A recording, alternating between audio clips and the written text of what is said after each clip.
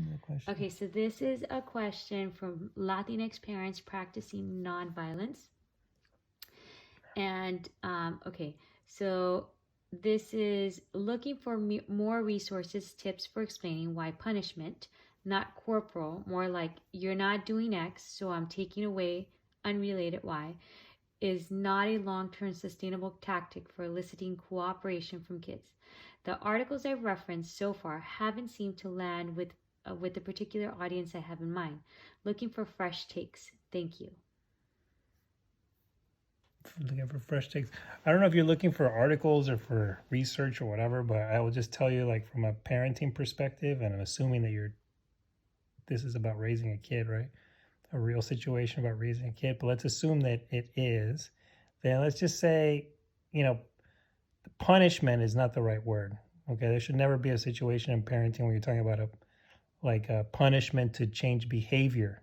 Maybe there's a consequence, but punishment is, you know, I think a step too far. You should think about consequences, and the kid has consequences. But before you even get to consequences, when you're trying to get a kid to behave in a certain way, you got to think about as a parent, what what do I actually want out of this? Not just in the outcome in the short term, but in the long term. Do I want to raise a child that's going to be compliant? In other words, if you don't do this, that's going to happen, right? So you're teaching compliance, right? Do what you need to do or else.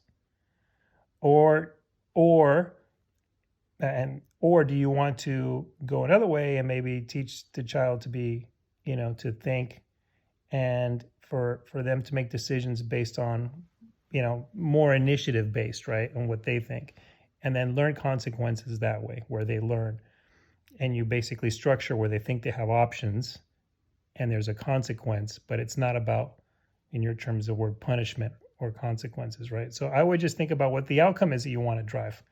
But that's just my advice on what I think about it, right? So I would separate the term punishment from consequence, because I think punishment's a very strong term, and sometimes we throw that around.